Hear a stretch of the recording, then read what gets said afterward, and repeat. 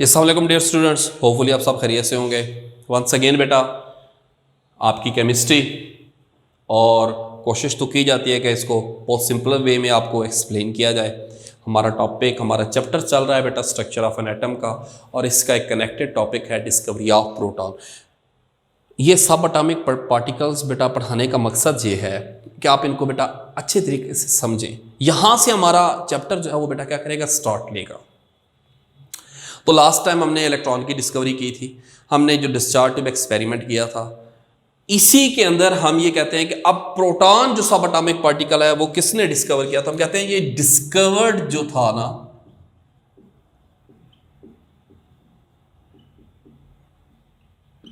Goldstein,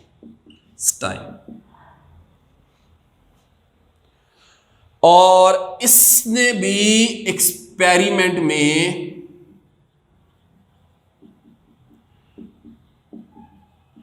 क्या use किया था, डिस्चार्ज ट्यूब ही यूज की थी विद सम मॉडिफिकेशंस।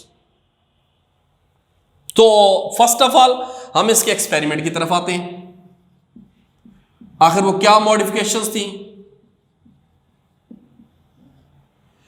तो इसने क्या किया मेरे बच्चे, इसने कहा कि अगर कैथोड रेज प्रोड्यूस हो रही है इनसाइड द डिस्चार्ज ट्यूब और वो as a result of ionisation बन रही हैं, तो फिर इसका मतलब ये हुआ कि इसमें तो फिर कोई और सब एटॉमिक पार्टिकल भी मौजूद होना चाहिए, और वो मोस्ट लाइकली क्या होना चाहिए, उसके ऊपर पॉजिटिव चार्ज होना चाहिए। क्योंकि अगर नेगेटिव चार्ज पार्टिकल प्रोड्यूस हो रहा है तो फिर पॉजिटिव चार्ज पार्टिकल भी तो एग्जिस्ट कर रहा है ना, तो इसको भी मौजूद होना चाहिए। अब इसने मेरे बच्चे क्या किया, इसने जो कैथोड यूज किया ना वो क्या बना लिया, परफोरेटेड कैथोड। इसमें छोटे छोटे पोर्स बना दिए। यूज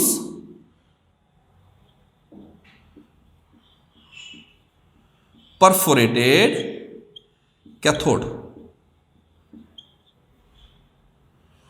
और एनोड हमारे पास सेम जैसे सर विलियम क्रुक्स ने यूज किया था।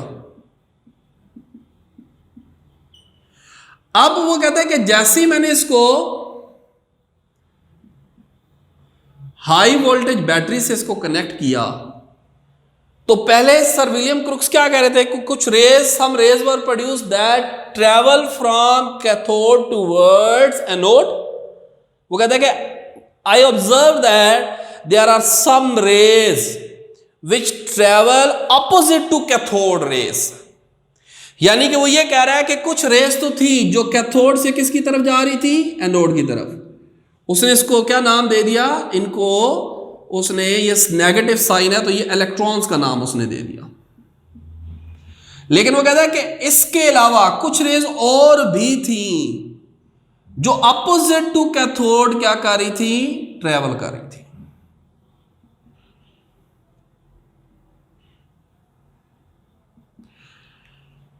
उसने इन रेस को बेटा क्या नाम दे दिया, कैनाल रेस का नाम दे दिया। सो ये डिस्कवरी ऑफ प्रोटॉन भी है और कैनाल रेस के नाम से भी आता है। अब ये रेज अपोजिट की तरफ मूव कर रही हैं, तो इसका मतलब उसी डिस्चार्ज ट्यूब में प्रोड्यूस हुई है। डिस्चार्ज ट्यूब में इलेक्ट्रॉन डिस्कवर्ड हुआ है। अपोजिट ट्रैवल करने का मतलब यह है कि इसकी प्रॉपर्टीज टोटली डिफरेंट होंगी किससे, कैथोड रेज से। तो फर्स्ट ऑफ ऑल बेटा हम कहते हैं कि इसकी प्रॉपर्टीज की तरफ आते हैं। तो जो पहली प्रॉपर्टी हमारे पास है बेटा,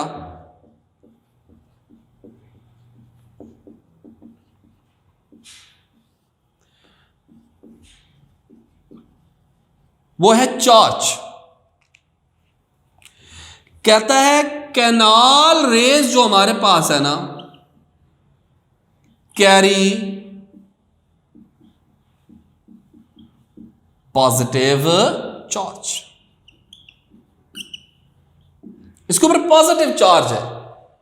अब इसके ऊपर पॉजिटिव चार्ज क्या है, क्योंकि जब हम इसको इलेक्ट्रिक फील्ड के अंदर प्लेस करेंगे तो हमें एक्सपेरिमेंट बता रहा है कि कैथोड रेज जो थी वो पॉजिटिव प्लेट की तरफ मूव की थी, और हमने कहा ये नेगेटिव है। अपोजिट चार्ज एक दूसरे को क्या करते हैं, अट्रैक्ट करते हैं। ये उसके अगेंस्ट, उसके अपोजिट मूव कर रही है। तो जब हम इसे इलेक्ट्रिक और मैग्नेटिक फील्ड में प्लेस करेंगे तो क्या होगा, ये नेगेटिव प्लेट की तरह मूव कर जाएंगी। सो इसका मतलब इसके ऊपर कौन सा चार्ज है, पॉजिटिव चार्ज है। फिर कहता है कि हमारे पास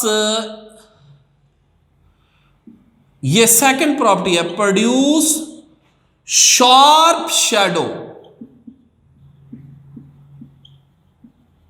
when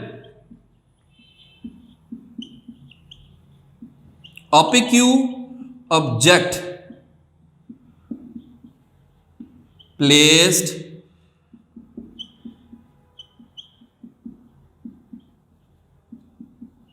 in their path. Mean कोई ऐसा ऑब्जेक्ट हम इसके रास्ते में रख दें जो लाइट को पास होने ना दे, ये उसका क्या प्रोड्यूस करेगा, शार्प शैडो प्रोड्यूस करेगा।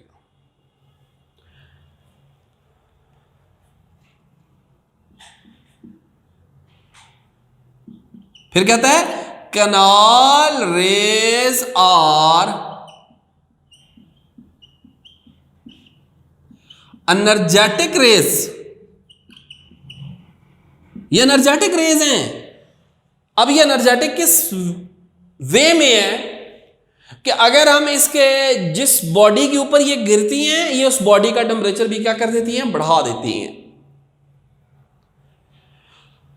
और हमारे पास इसके एनर्जेटिक होने का एक और वे भी है कि अगर हम कोई मूविंग ऑब्जेक्ट इसके सामने रख देते हैं, लाइक कोई स्पिन व्हील, और इस रेस को उसके ऊपर फॉल कराते हैं, तो वो स्पिन व्हील क्या करना शुरू कर देगा, मूव करना शुरू कर देगा, रोटेट करना शुरू कर देगा। फिर क्या कहता है,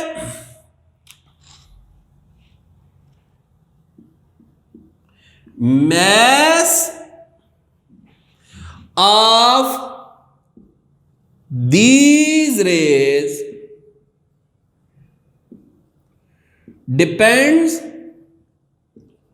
upon the gas used in discharge tube। कहता है कि अब आपको मैं दोनों को पैरेलल दोबारा एक किस्म का आपका कैथोड एक्सरेज एक्सपेरिमेंट रिवाइज करवा रहा हूं ताकि ये दोनों आपको पैरेलल में इसकी प्रॉपर्टीज को इसको समझें। इसका जो मैस है वो डिपेंड करेगा किसके ऊपर, because these are positive rays. अब ये पॉजिटिव रेज है ना मेरे बच्चे, देखें, these rays are produce as a result of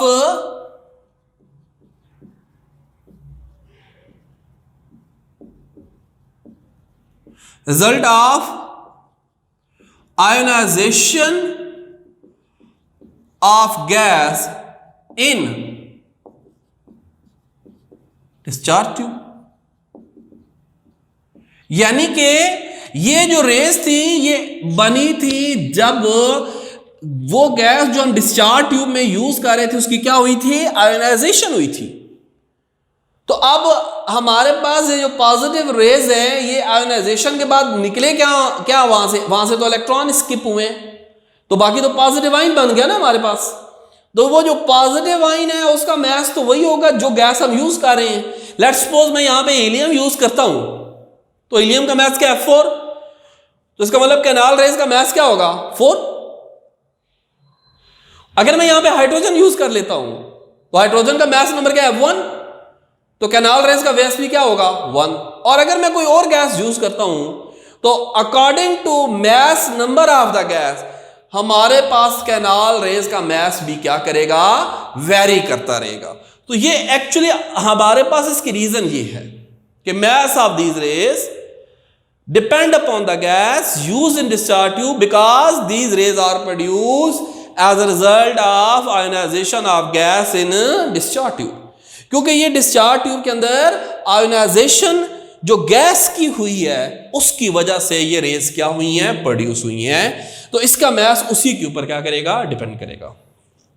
बहुत सिंपल सा आपका एक्सपेरिमेंट था, कोई इतना बड़ा इसमें कंफ्यूजन नहीं था। होपफुली आपने लेक्चर को भी एंजॉय किया था। मैंने कोशिश किया कि इसको सिंपल वे में एक्सप्लेन करूं।